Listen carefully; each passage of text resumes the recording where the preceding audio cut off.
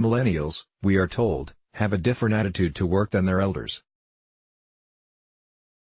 They want to work for organizations committed to values and ethics, where there is a higher purpose than simply making a profit. Businesses wanting to attract the best millennial talent might therefore learn a few lessons from ancient spiritual teachings, such as those of Buddhism.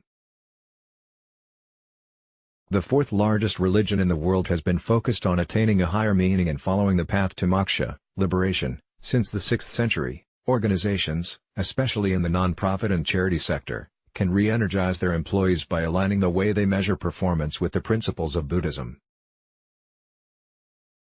This could also improve productivity, an important measure of economic activity and living standards. These were the findings of our research. We interviewed 63 executives from not-for-profit organizations and found that most had simply imported practices and strategic models from the business world to measure their performance. Unfortunately, this is a world driven by maximizing profit, which goes against the underlying purposes of these organizations. Engaged and energized. Many studies have established that most staff are not only motivated by money, while the carrot and stick approach, which mixes reward and punishment, is also outdated. Employee engagement is now the ultimate goal for managers, and it involves more than just job satisfaction. It might be that an individual is perfectly content with a job and yet not engaged in it. Instead, engagement is found where work is absorbing, and to which employees feel naturally dedicated, work that one gets wrapped up in and is energized by.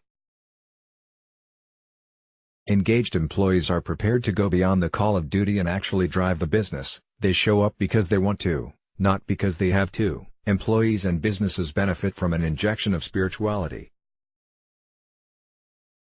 Shutterstock.com. Some might think spirituality and business should not be mixed in together, but both play an important role in society and people's lives. They should be seen as interdependent. Spiritual disciplines may very well offer insights into techniques for achieving lasting employee engagement that everyone is searching for.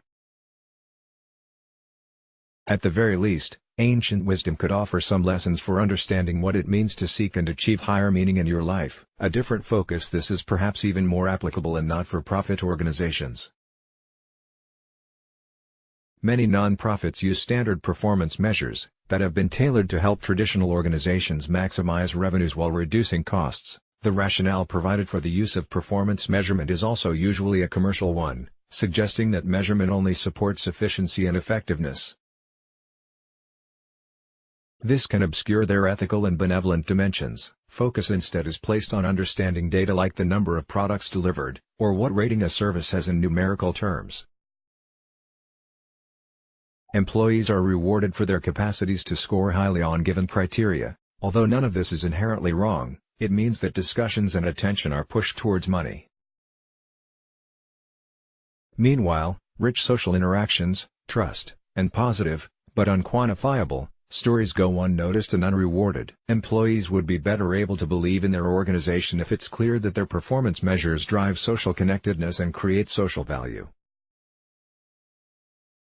Our research found that spiritual philosophies can provide this. Buddhism, for example, teaches its followers to take greater personal responsibility for their actions, to have a healthy detachment where necessary, and embrace a wholesome view of their actions. This can include how socially connected and conscious employees are, but also their entrepreneurial awareness. Risk-taking and innovation are core to many of these organizations, so employees must have the mindfulness to evaluate and exploit opportunities when they arise. It also applies to financial meaning, how money is spent, but also where it comes from. Spiritual rationales for goals and activities can complement commercial ones.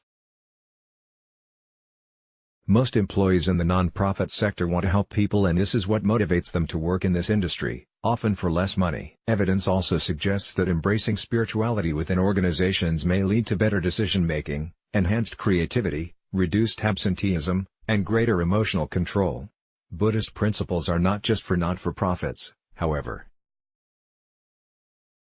Spiritual principles such as higher meaning, awareness of self and the environment, and connectedness, belonging to a community, are likely to be relevant in other sectors, particularly if corporations want to re-engage and re-energize their workforce. Many are already dabbling in this with corporate social responsibility programs, corporate volunteering, and sustainability targets.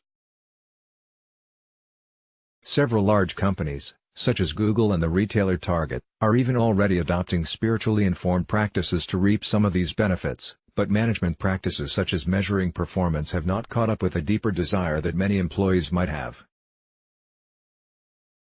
We are just scratching the surface of how we can find more meaning and more productivity from our work. Let's block ads. Why?